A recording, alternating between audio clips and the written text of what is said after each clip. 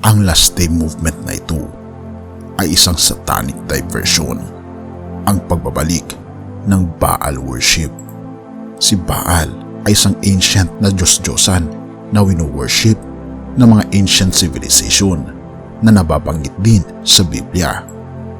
Kabilang na rin dito ang mga Israelites.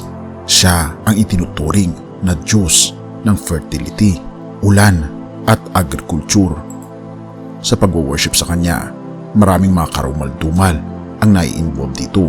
Kabilang na lamang sa pag-worship sa kanya ay may kasamang pagkikipagtalik at ganoon din ang pag-aalay ng mga sanggol sa kanya. At ito ang pinaka-struggle sa bayan ng Israel. Ito ay isang direct na challenge sa kanilang pananampalataya at sa kanilang totoong Diyos. Kahit na binanggit sa 10 utos at dinirect ng ating Panginoong Diyos na huwag silang sasamba ng ibang Diyos ng maliban sa Kanya, ay ginagawa pa rin nila ito na tila baga napakahirap nilang tanggalin ang pag-worship kay Baal at natutukso sila na sambahin ang Diyos-Diyosan ng kanilang mga kapitbahay na talaga namang hindi kalugod-lugod sa harapan ng ating Panginoong Diyos. Dito pumapasok ang tinatawag na patience at trust ng bayan ng Israel sa ating Panginoong Diyos. Kadalasan kasi hindi kaagad binibigay ng ating Panginoong Diyos ang mga bagay na hiniling ng bayan ng Israel. Kaya naman, dahil sila ay hindi makapaghintay, ay pumupunta sila sa mga Diyos-Diyosan na katulad ni Baal. At ito namang si Satanas ay gumagawa ng mga kaparaanan upang tila baga nasagot ang kanilang mga panalangin. At hindi lamang iyan, ito ay dahil din sa sexual na pleasure na pwedeng ibigay ng Diyos-Diyosan na si Baal. Dahil mayroong mga sexual prostitutes na mga pari ni Baal sa kanyang mga sanktuaryo. Dito nakikita ang materialistic na kagustuhan lamang ng bayan ng Israel at hindi nila tinitignan kung ito ba ay kalugod-lugod sa ating totoong Panginoong Diyos. Ngunit ganun pa man, ang relihiyon ni Baal ay ang relihiyon ng kasalanan. Ito ay relihiyon ni Satanas. Dahil makikita natin dito ang sobrang tindi na umiiral na sexual immorality, drunkenness at mga bagay na karumal-dumal na ginagawa ng bayan ng Israel sa kanilang pagsamba sa Diyos-Diyosan na itinatag ni Satanas na si Baal. At makikita natin na nire-reject ng bayan ng Israel ang kanilang pananampalataya sa ating Panginoong Diyos. At sa panahon natin ngayon mga kaibigan, hindi tayo lumalayo sa pag-worship kay Baal dahil mayroong thin line between pag-worship sa ating Panginoong Diyos at pag-worship kay Baal. Napakanipis lang ng linyang ito na kung tayo ay lumihis lang ng konti ng landas ay mapupunta tayo sa pag-worship kay Baal.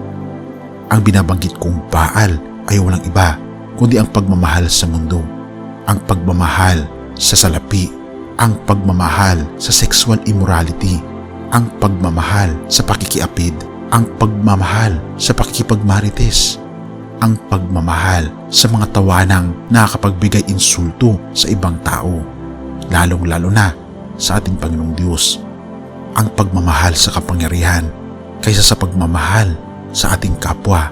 Ito ay pag-worship kay Baal. Punong-puno kasi ng kolorete at mga material na mga bagay itong si Baal. At ang nais niya lang ay mapuno ang ating carnal desire, ang mga kagustuhan ng ating laman, at inilalayo niya tayo sa ating tunay at dalisay na pagmamahal sa ating Panginoong Hesus. Kaibigan, tayo ay nasa matinding labanan na binabanggit sa Ephesians 6 verse 12, sapagkat ang ating pagkipaka ay hindi laman sa laman at dugo, kundi laman sa mga pamunuan, laban sa mga kapangyarihan, laban sa mga namamahalan ng kadilimang ito sa sanlibutan, laban sa mga ukol sa espiritu ng kasamaan sa mga dakong kaitaasan. Kaibigan, ang labang ito ay laban ng ating Panginoong Diyos kay Satanas. At nais ng ating Panginoong Diyos na isurrender natin ang mga laban na ito at bibigyan niya tayo ng kasiguraduhan ng tagumpay laban kay Satanas. Santiago 4 verse 7. Kaya nga, pasakop kayo sa Diyos, labanan ninyo ang dyablo at lalayuan niya kayo.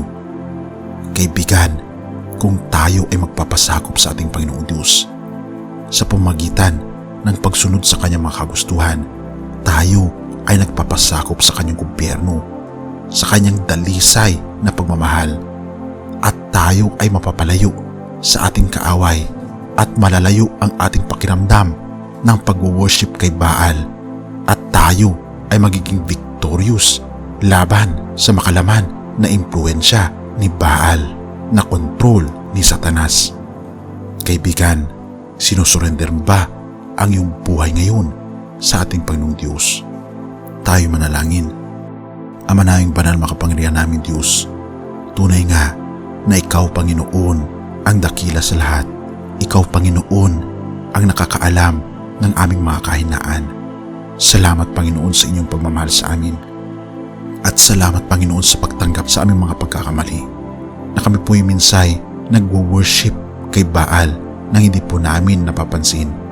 Ngunit panumbalikin nawa ang aming tunay na pagmamahal, ang aming first love na walang iba kundi ang aming Panginoong Yesus.